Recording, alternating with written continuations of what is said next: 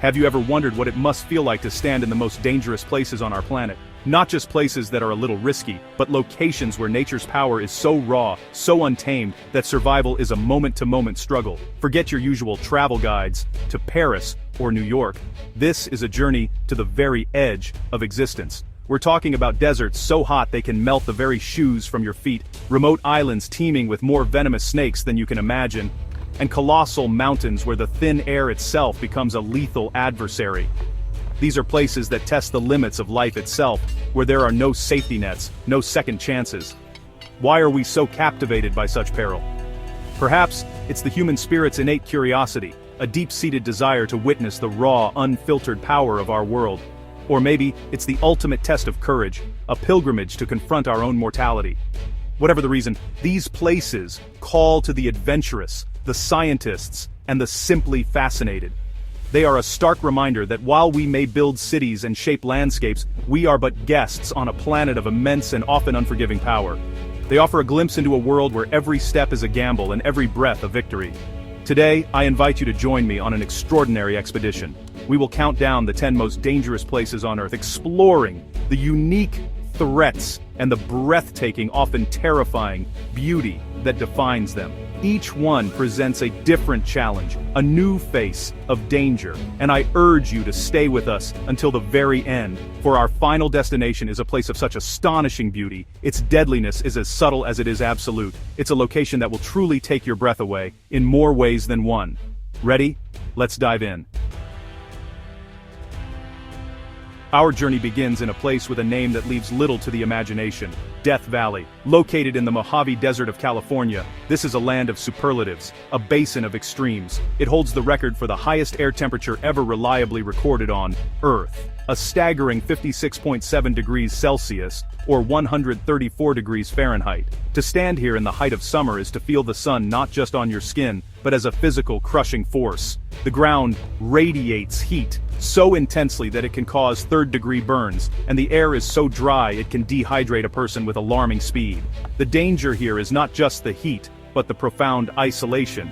It is a vast, sprawling wilderness, hundreds of square miles of cracked earth, salt flats, and barren mountains. If your vehicle breaks down, you are utterly alone. There is no shade, no water, no respite. The silence is absolute, broken only by the wind, which offers no relief, but instead feels like the blast from an open furnace. Survival here depends entirely on preparation. Gallons of water, a reliable vehicle, and a deep respect for the environment are not just recommended. They are the absolute minimum for staying alive. Yet for all its hostility, Death Valley possesses a stark and desolate beauty. At dawn and dusk, the low sun paints the canyons and sand dunes in breathtaking shades of gold, pink, and purple.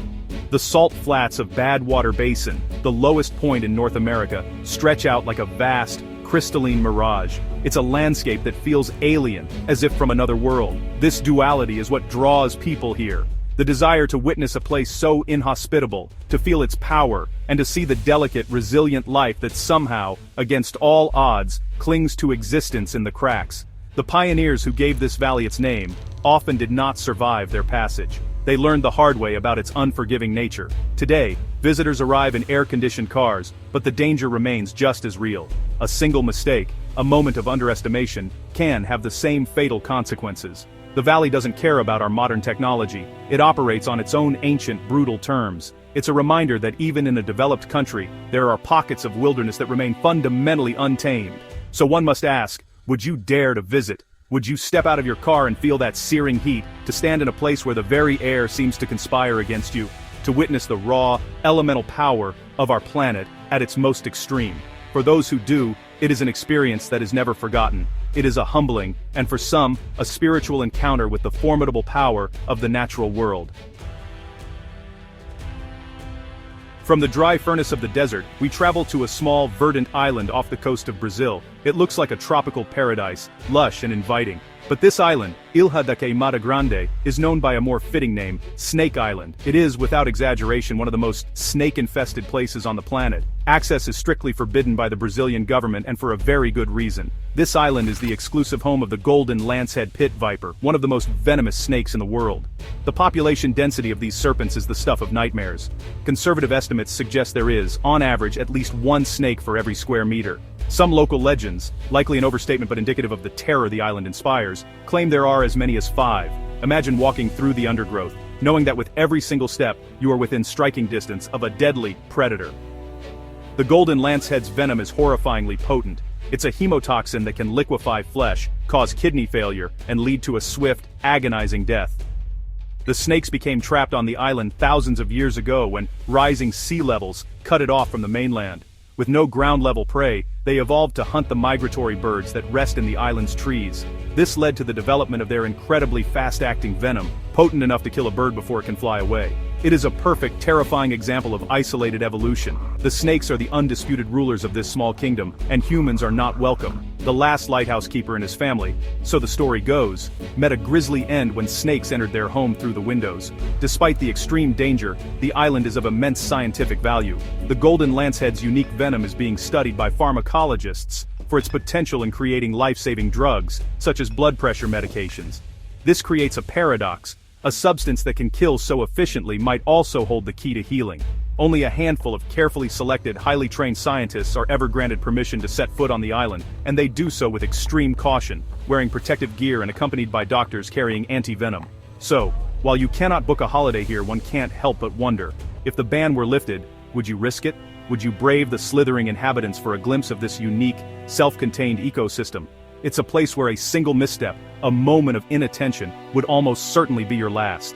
Snake Island remains a potent symbol of nature's ability to create pockets of the world that are, and should remain, entirely off-limits to humankind. Our next destination is not a creation of nature, but a scar left by humanity itself. On April 26, 1986, a catastrophic failure at the Chernobyl nuclear power plant in Ukraine unleashed a disaster of unprecedented scale. The explosion, and subsequent fire, released a plume of radioactive material that spread across Europe, rendering the plant's surroundings and the nearby city of Pripyat uninhabitable. Today, the Chernobyl exclusion zone remains one of the most dangerous places on Earth, but its threat is silent, invisible, and insidious. When you enter the zone, the first thing that strikes you is the quiet. Pripyat, a city once home to 50,000 people, is now a ghost town. Apartment buildings stand empty, their windows like vacant eyes. A decaying Ferris wheel, which was due to open just days after the disaster, has become a haunting icon of a future that never was. Schoolrooms are littered with books and gas masks, frozen in the moment of their sudden abandonment. It is a deeply unsettling post-apocalyptic landscape, a modern-day Pompeii, preserved not by ash, but by an unseen poison. The danger here is radiation. While levels in many parts of the zone have decreased enough to allow for short guided tours, hotspots of intense contamination persist. A simple Geiger counter, chirping placidly one moment, can scream into a frenzy the next, as it passes over a contaminated patch of moss, or a discarded piece of equipment. The radioactive isotopes that settled here, like cesium-137 and strontium-90, have half-lives of around 30 years, meaning the danger will persist for generations. The most hazardous materials are now entombed beneath the new safe confinement structure, a colossal arch built over the ruins of Reactor 4. Tourists who visit must follow strict rules. Do not touch anything. Do not sit on the ground. Do not even put your camera bag down. Every visitor is scanned for radioactive contamination upon exiting the zone. It's a chilling reminder that the threat lingers, clinging to the very soil and fabric of this place. Yet, in the absence of humans, nature has begun to reclaim the city. Trees grow through the floors of buildings, and wildlife, including wolves, wild boar, and Przewalski's horses roam the empty streets, seemingly oblivious to the invisible danger. Chernobyl is more than just a dangerous place. It is a profound and somber lesson. It speaks to the terrifying power we have unlocked and the catastrophic consequence of our fallibility. Walking through the silent streets of Pripyat is a journey into a history that feels both distant and terrifyingly close. It's a stark monument to human error and a powerful warning to the future, reminding us that some mistakes can create wounds on the earth that may never fully heal. Number 7. Danakil Depression, Ethiopia, gateway to another world. We now venture to the Horn of Africa, to a place that looks less like Earth and more like the surface of a hostile alien planet. The Danakil Depression in Ethiopia is a geological marvel, but it is also one of the hottest, lowest, and driest places on the globe. Situated at the junction of 3 tectonic plates that are slowly pulling apart, the land here is alive, constantly being reshaped by earthquakes and volcanic activity. Daytime temperatures regularly soar above 50 degrees Celsius, creating a landscape that shimmers and distorts in the oppressive heat. This is a place of truly surreal and brutal beauty. The ground is a kaleidoscope of acidic yellows, oranges, and greens, colors created by sulfur and other minerals brought to the surface by geothermal springs. You can witness miniature geysers spewing toxic gases and walk across vast, crunchy salt flats that extend to the horizon. But this beauty masks a multitude of dangers. The air itself is thick with poisonous chlorine and sulfur fumes, which can cause permanent respiratory damage. One wrong step can plunge a foot into a boiling hot, highly acidic pool, hidden just beneath a thin crust of salt. To journey here is to feel utterly disconnected from the modern world. It is a true expedition, requiring experienced guides, multiple four-wheel drive vehicles, and a significant security detail, as the region borders Eritrea and can be politically unstable. There is no infrastructure, no phone signal, and no medical help for hundreds of miles. The local Afar people, who have inhabited this region for centuries, are among the toughest people on Earth. They make a living by hacking salt from the ground in the blistering heat, a trade that has gone on for centuries, transporting it by camel caravan. The Danakil Depression is often called the gateway to hell, and it's easy to see why. The bubbling lava lake of Erta Ale, one of the few permanent lava lakes in the world, glows menacingly in the night sky, a constant fiery presence in this volatile landscape. It is a primal, visceral experience, a window into the Earth's molten core. Standing at the crater's edge, feeling the heat and hearing the constant churn of liquid rock, is to witness the raw, creative, and destructive forces that shaped our planet. This is not a place for the faint of heart. The combination of extreme heat, toxic air, and geological instability makes it one of the most inhospitable environments imaginable. It challenges every sense and pushes the human body to its absolute limit. Yet, for geologists, adventurers, and those seeking to witness the Earth at its most raw and elemental, the Danakil Depression offers a glimpse of a world that is both terrifying and profoundly, unforgettably beautiful. Number 6. Lake Natron, Tanzania, the petrifying lake. Our next stop takes us to northern Tanzania, to a body of water that seems to belong in a Gothic fairy tale. Lake Natron is a salt and soda lake of haunting, surreal beauty. From above, its shallow waters can appear a shocking shade of red or pink, colored by salt-loving microorganisms that thrive in its bizarre chemistry. But beneath this striking appearance lies a deadly secret. The water of Lake Natron is not ordinary water. It is a caustic, alkaline brew, with a pH as high as 10.5, almost as alkaline as ammonia. The lake is fed by hot springs that bubble up from the ground, heating the water to temperatures that can reach 60 degrees Celsius. The water is incredibly rich in a compound called natron, a mixture of sodium carbonate and sodium bicarbonate, which gives the lake its name and its lethal properties. For most animals, contact with this water is fatal. The high alkalinity can burn the skin and eyes, and the unique chemical composition has a bizarre, petrifying effect. This is the lake's most famous and macabre characteristic. Animals that die in or near the lake, particularly birds that become disoriented and crash into its mirror-like surface, are essentially calcified. The sodium carbonate acts as a fantastic preservative, encasing their bodies in a hard, statue-like shell. Photographers have documented these eerie, stone-like figures of birds and bats, washed up on the shoreline in perfectly preserved, lifelike poses. It's as if Medusa herself had passed through this landscape, turning its unfortunate inhabitants to stone. Despite its deadly nature, the lake is paradoxically a cradle of life for one very specific creature. It is the world's most important breeding ground for the lesser flamingo. These remarkable birds have adapted to the caustic conditions with tough, leathery skin on their legs and the ability to drink water from freshwater springs that well up around the lake's edges. They build their nests on the salt islands that form in the lake, protected from predators by the inhospitable water. Each year, vast flocks of flamingos turn the lake into a sea of vibrant pink, a breathtaking spectacle of life thriving in an environment that kills almost everything else. Lake Natron is a place of stark contrasts. It is a stone-cold killer and a bustling nursery. Its waters are a chemical trap, yet they are also a sanctuary. It is a reminder that nature's definitions of hospitable and inhospitable are not always our own. Life finds a way, even in the most extreme and unlikely of places. To visit Lake Natron is to witness a landscape that is at once beautiful, bizarre, and profoundly deadly. Number 5. The Gates of Hell, Turkmenistan, the Eternal Fire. In the heart of the Karakum Desert in Turkmenistan lies a spectacle that is both man-made and infernal. Known officially as the Darvaza gas crater, it has earned a far more evocative nickname, the Gates of Hell. This is a vast, fiery pit, nearly 70 meters wide and 30 meters deep, that has been burning continuously for over 50 years. It is a mesmerizing and terrifying sight, a gaping wound in the Earth's crust that glows with an eternal, unholy light, visible for miles across the flat desert landscape. The crater's origin is a story shrouded in Soviet-era secrecy, but the most widely accepted theory dates back to 1971. Geologists, drilling for natural gas, are believed to have tapped into a huge underground cavern. The ground beneath their drilling rig collapsed, creating the crater and releasing a massive plume of poisonous methane gas. Fearing the spread of the toxic fumes, the scientists made a fateful decision. They decided to light it on fire, expecting the gas to burn off within a few weeks. They were catastrophically wrong. Those few weeks have now stretched into more than half a century. The fire has been burning ever since, fed by the vast natural gas reserves that lie beneath.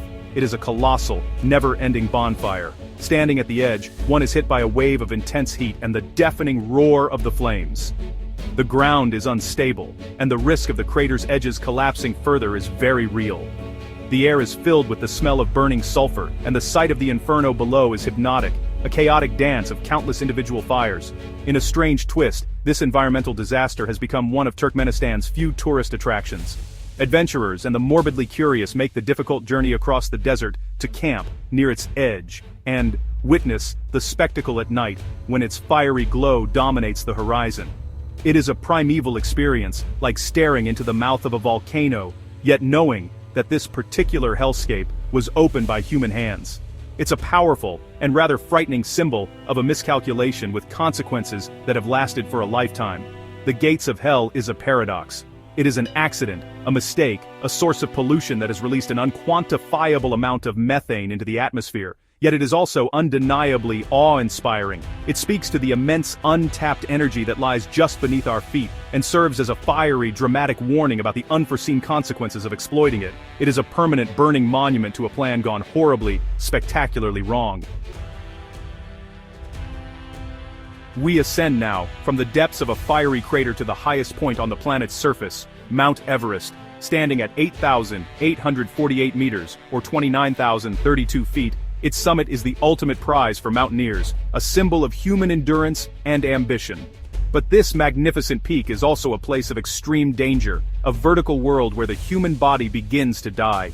The dangers are, honestly, numerous and relentless, and for many who attempt the climb, the mountain is not just a challenge, but a tomb.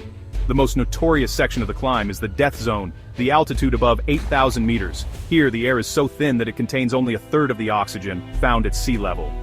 Without supplementary oxygen, the human body cannot survive for more than a day or two. Brain and body functions deteriorate rapidly. Judgment becomes impaired, which is a fatal flaw in an environment where a single misstep can mean a fall of thousands of feet. Climbers suffer from exhaustion, frostbite, and severe altitude sickness, which can lead to fluid buildup in the lungs and brain. Beyond the physiological assault, the mountain itself is a formidable adversary. The Khumbu Icefall, a treacherous, ever-shifting glacier of ice towers and deep crevasses near base camp, is one of the most dangerous stages of the ascent. Climbers must navigate it on rickety ladders, knowing the ice could collapse at any moment. Higher up, the threat of avalanches is constant. A sudden weather change can bring hurricane-force winds and whiteout conditions, trapping climbers in a lethal, frozen purgatory. The cost of this ambition is starkly visible on the mountain's slopes. The death zone is littered with the bodies of climbers who have perished. Due to the extreme conditions and the difficulty of recovery, most are left where they fell, becoming grim, frozen landmarks for those who follow. Places like Rainbow Valley, named for the colorful climbing gear of the deceased, are a somber reminder of the stakes. Over 300 people have lost their lives on Everest, a number that continues to grow each year. Despite the commercialization of Everest expeditions, which has made the summit accessible to more people, the mountain has not been tamed. Overcrowding on the fixed ropes in the death zone now presents a new danger, creating bottlenecks where climbers are forced to wait for hours, exposed to the elements and rapidly depleting their precious oxygen supplies. Everest remains the ultimate test of endurance, skill, and luck. It is a place of breathtaking, world-altering beauty, but it demands a price, and it never, ever forgives a mistake. Number 3. North Sentinel Island, India, the Forbidden Kingdom. Our next destination is dangerous not because of geology or climate, but because of its people. North Sentinel Island, part of the Andaman Islands in the Bay of Bengal, is a place utterly cut off from the modern world. It is home to the Sentinelese, an indigenous tribe who have lived in voluntary isolation for, it is estimated, up to 60,000 years. They are one of the last uncontacted peoples on Earth, and they have made it violently, unambiguously clear that they wish to remain that way. The danger here is absolute and immediate. Any attempt to approach the island, whether by boat or by air, is met with hostility. The Sentinelese will fire arrows and throw spears at any outsiders who come within range. They are hunter-gatherers, living a life that has remained unchanged for millennia. They have no immunity to modern diseases like the flu or measles, meaning that contact, even with the best intentions, could be a death sentence for their entire population. A common cold could trigger a devastating epidemic. Recognizing this dual threat, the danger to outsiders and the even greater danger to the tribe, the Indian government has declared it illegal to go within 5 nautical miles of the island. It is in effect a human zoo in reverse, where we are the ones kept out. The law is designed not just to protect would-be visitors, but to protect the Sentinelese, preserving one of the last truly sovereign and untouched human cultures on the planet. Several tragic encounters have reinforced the necessity of this exclusion zone. In 2006, 2 fishermen whose boat drifted ashore were killed by the tribe. In 2018, an American missionary, John Allen Chow, illegally traveled to the island in an attempt to convert its inhabitants to Christianity. He was met with a volley of arrows and was killed. His body, like others before him, could not be recovered. These incidents are not acts of malice in the way we might understand it, but a desperate, instinctual defense of their home and way of life, against a world they do not know and do not wish to join. We know almost nothing about the Sentinelese people, their language, their beliefs, or their social structure. Everything we have is from observation at a distance, brief, often tense encounters that show a people fiercely protective of their autonomy. North Sentinel Island is a powerful and humbling reminder that the entire world has not, in fact, been mapped, explored, and catalogued. It is a small patch of our planet that remains, by its own fierce will, a complete and total mystery. The greatest danger is our own curiosity. Number 2. Fukushima Exclusion Zone, Japan, an ongoing legacy. We return to a scene of nuclear catastrophe, this time in Japan. On March 11, 2011, a massive earthquake and a subsequent tsunami triggered a triple meltdown at the Fukushima Daiichi nuclear power plant. It was the most severe nuclear accident since Chernobyl, and it forced the evacuation of over 150,000 residents from the surrounding area. Years later, a vast exclusion zone remains, a landscape frozen in time, contaminated by an invisible enemy. The danger in the Fukushima exclusion zone is, like Chernobyl, the lingering radiation. However, the nature of the contamination is different and in some ways, more complex. The disaster released radioactive particles that settled unevenly across the landscape, carried by wind and rain. This has created a complex patchwork of contamination. Some towns, just a few miles from the plant, show relatively low levels of radiation, while forests and mountains further away can be dangerous hotspots. The Japanese government has been engaged in a monumental cleanup effort, scraping away contaminated topsoil, washing down buildings, and storing millions of bags of radioactive waste in vast designated sites. This has allowed some former residents to return to decontaminated towns. But for many areas, especially the difficult-to-return zones closest to the plant, the radiation levels are still too high for human habitation. These areas remain modern ghost towns, eerily preserved. Walking through an abandoned town like Futaba or Okuma is a surreal and poignant experience. Traffic lights are stuck on red, shops are filled with goods, and homes are exactly as they were left in the panic of the evacuation. Weeds are breaking through the pavement, and nature is slowly beginning its patient work of reclamation. It's a chillingly quiet world, where the only sounds are the wind and the constant, unnerving chirp of dosimeters measuring the radiation that permeates the air. Fukushima is a story of a battle. It is a battle between humanity and the atom, between a nation's determination to reclaim its land and the stubborn persistence of radioactive decay. It is also a story of a disaster that is still unfolding. The decommissioning of the crippled power plant is a task of unprecedented complexity that will take decades, and the long-term environmental and health effects are still not fully understood. The Fukushima exclusion zone is a somber, silent testament to the awesome power of nature and the profound fragility of our own technological creations. Number 1. Mount Merapi, Indonesia, the beautiful destroyer. We have arrived at our final destination, a place whose danger is not hidden or invisible, but explosive, ever-present, and terrifyingly active. Mount Merapi in Indonesia is perhaps the most active and dangerous volcano in the world. Its name translates to Mountain of Fire, a fitting title for a peak that has been in a near-constant state of eruption for centuries. It is a place of breathtaking beauty and a source of life for the surrounding region, but it is also a ticking time bomb. Merapi is a stratovolcano, known for its violent explosive eruptions rather than gentle lava flows. Its greatest threat is a phenomenon known as a pyroclastic flow. This is a superheated, fast-moving avalanche of gas, ash and rock fragments that can reach temperatures of 1,000 degrees Celsius and travel down the volcano's slopes at hundreds of kilometers per hour. There is no outrunning a pyroclastic flow. It incinerates everything in its path. Merapi produces these deadly flows with terrifying regularity. What makes Merapi uniquely dangerous is its proximity to a large human population. The fertile volcanic soil on its slopes has drawn farmers for generations, and hundreds of thousands of people live in its shadow, some in villages perched high on its flanks. The major city of Yogyakarta, with a population of millions, lies just 30 kilometers away. This creates a constant, high-stakes relationship between the mountain and the people. They depend on it for their livelihood, yet live under the perpetual threat of its fury. Scientists at the Merapi Volcano Observatory monitor the mountain 24 hours a day, using seismographs, GPS, and gas sensors to detect the subtle signs of an impending eruption. Their work is a life-or-death race against time, issuing warnings and ordering evacuations when the mountain begins to stir.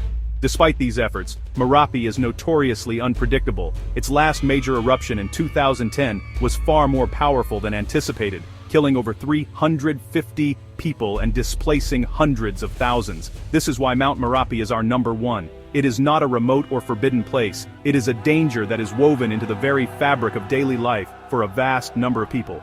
Its beauty is seductive, a majestic peak often wreathed in clouds, but its power is absolute and indiscriminate. It represents the ultimate, unpredictable danger of the natural world, a force that gives life with one hand through its fertile soil and takes it away with the other in a torrent of fire and ash. It is a beautiful, deadly, and ever-present reminder of the raw power simmering just beneath the surface of our world. From the furnace of Death Valley to the fiery peak of Mount Merapi, we've journeyed to the very limits of our world. These 10 places, each in its own unique way, stand as monuments to the untamable power of nature and, in some cases, the enduring consequences of our own actions. They are landscapes of stark, often terrifying beauty. They remind us that for all our progress and ingenuity, we are still a very small part of a very large, very powerful, and often very dangerous planet. To witness them, even from the safety of a screen, is to feel a sense of awe and a deep, humbling respect. This journey is not an encouragement to be reckless, but an invitation to appreciate the raw forces that have shaped and continue to shape our world. It is a call to respect the boundaries that nature sets, to understand the risks, and to acknowledge that there are corners of this earth that demand our utmost caution, or that should not be visited at all. The beauty of these places is inextricably linked to their deadliness. One cannot exist without the other. They are a testament to a world that is wild, unpredictable, and magnificent. So, I ask you, which of these places captivated you the most? Is there one you would dare to visit, to see its terrible beauty with your own eyes? Or is there one that you would never, ever go near? Let us know in the comments below. Thank you for joining me on this extraordinary expedition. If you found this journey as fascinating as I did, please consider subscribing to Discoveria for more countdowns that explore the wonders and dangers of our incredible world.